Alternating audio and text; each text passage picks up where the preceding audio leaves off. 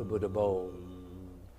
The Buddha bowl is unified with all things, with the Buddha mind and universal emptiness, and yet it's just the bowl, nothing else. You have shaved your head. Shaving of the head is symbolic of renouncing the worldly life. The Buddha said, the moment we renounce the world, we're in the midst of innumerable eons. Time moves freely throughout unlimited worlds, and the endless wheel of the Dharma turns. This time is not the time of day or of seasons. It's beyond measurement. In renouncing the world, we make our own body and mind the body and mind of the world itself. You've taken the kesa, the Buddha's robe. One does not perceive the way and receive the kesa merely by chance. Nor does one do so as a result of training. Rather, it occurs as a result of one's karma,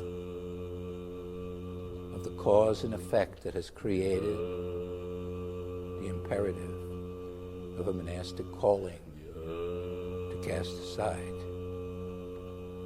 one's personal life and enter into a vocation of full-time service to all sentient beings.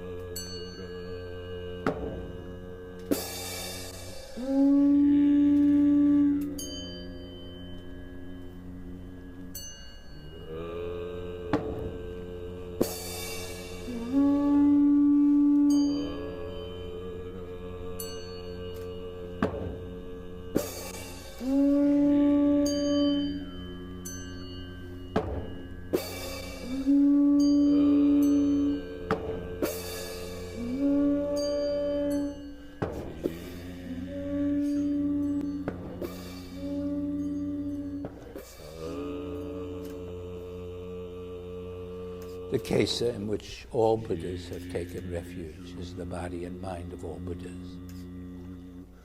You have received the Buddha's precepts, the moral and ethical teachings of the Buddha that have guided countless generations of Buddhist men and women in living a life of wisdom and compassion for 2,500 years. And now they're yours. Practice them well.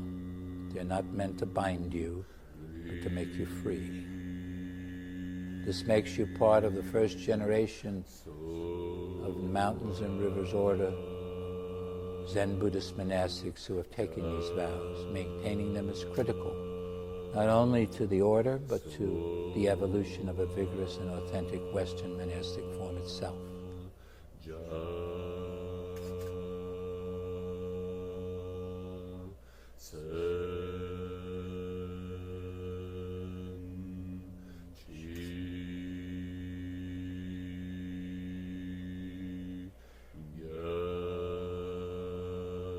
Welcome home, everybody. And thank you for being here.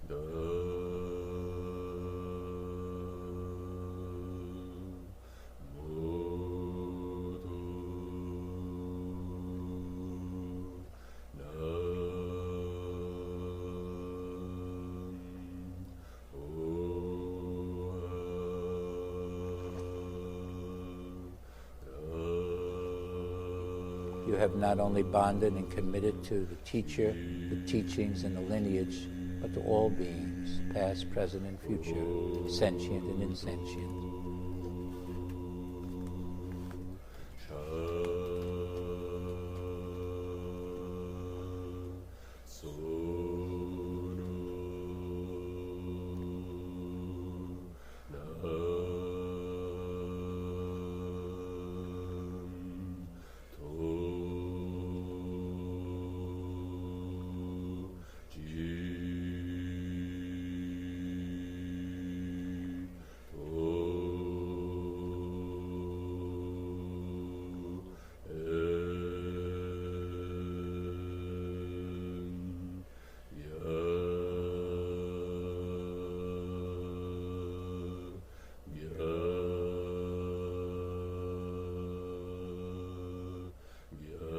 But somehow we were lucky enough to be born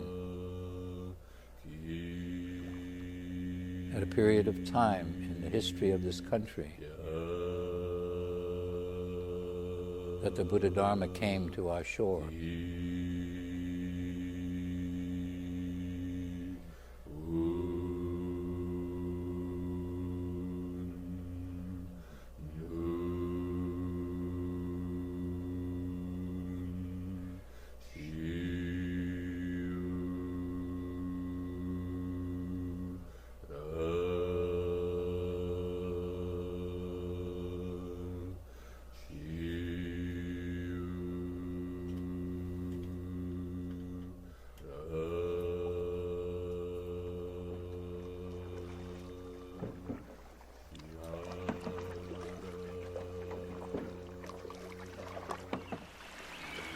Whether it's the sound of the river or the form of a mountain, it is all this incredible Buddha Dharma, and it has something to say to us if we can hear it, if we're willing to listen to it.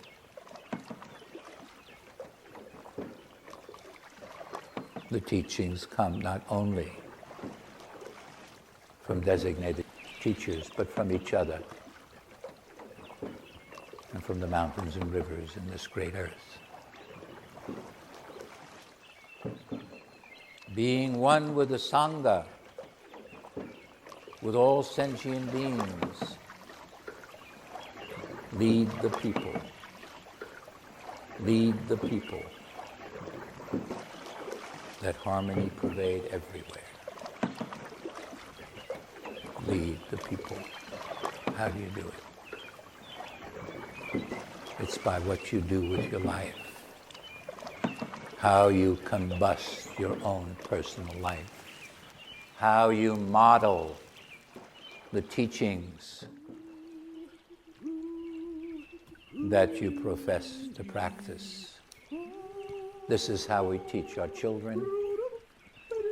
This is how we teach each other. This is how we teach ourselves. Singing a cowboy's a song. I think of my ancestors, my father, my mother, my grandmother.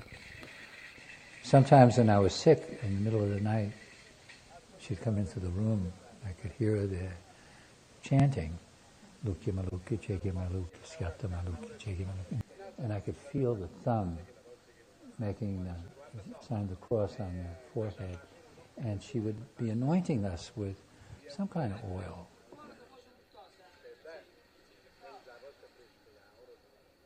When I said I learned from her, it was the energy that I got from her. And the sense that it's possible. I mean, the neighborhood, to me, was the safest place on earth. Everybody knew me. When you walk down the street in the neighborhood, there are 1,000 eyes watching you. There are people at the window, there's the grocer looking across the counter, there's the guy in the fruit stand, there are the kids playing, shooting craps in the corner. Everybody knows what's going on, and they all know you. So you feel so protected. So Christmas meant 50 to 100 people would get together. And Grandma would, be the conductor of this Roman feast.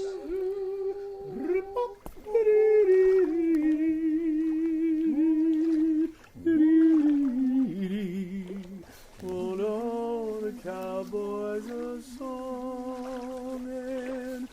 Ooh, ooh, ooh-dee.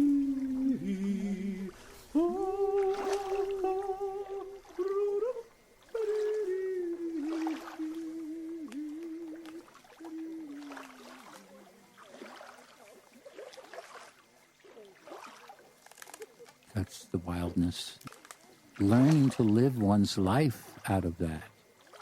Not what you've been told or what you should do or shouldn't do, but what you know from your own direct experience is who you are.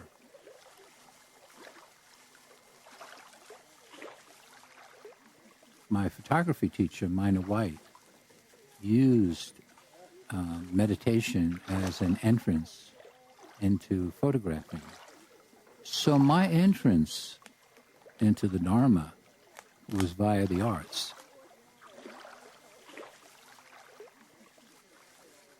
Zoen Roshi, if you asked him a question of the Dharma, would just as likely hand you a piece of calligraphy or a poem as give you an answer.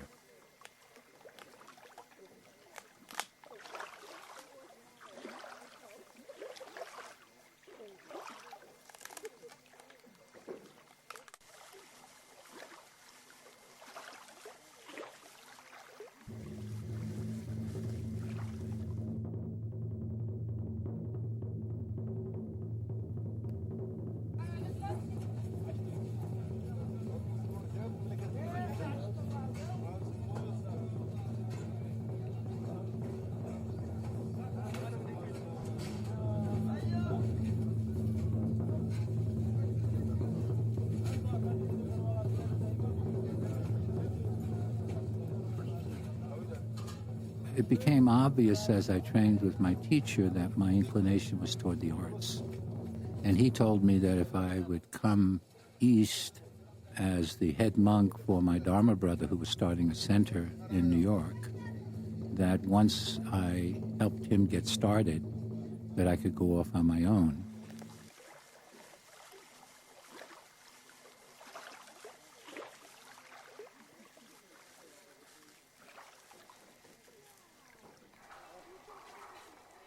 And I looked at this building and I said, my God, it's beautiful. And it was holding out its arms and asking me to come in. I didn't know what was in store for me or how I was going to do it or what I was going to do.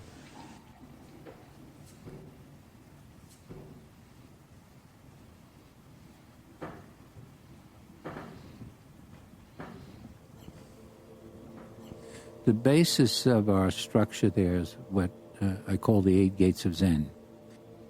Zazen, the teacher-student relationship, liturgy, the precepts, work practice, art practice, body practice, and academic study.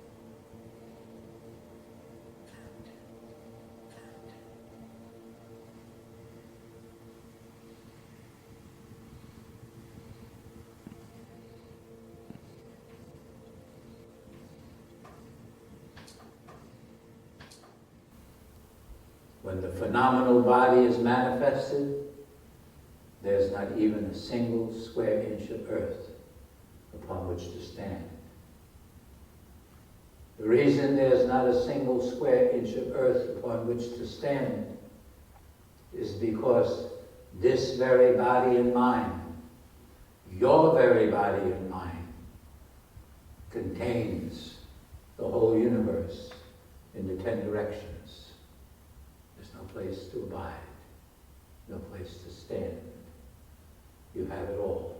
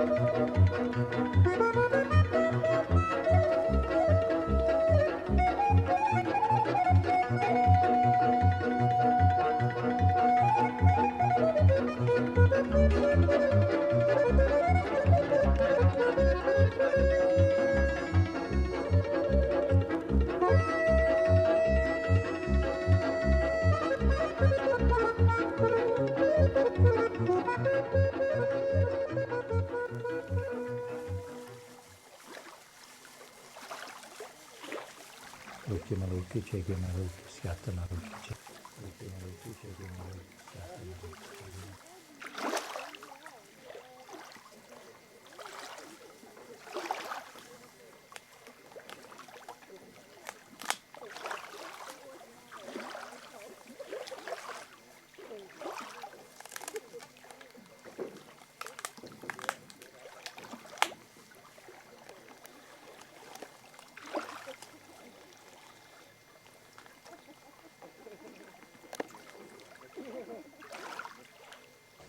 You can't heal unless you let go. That's what you Buddhists knew about letting go.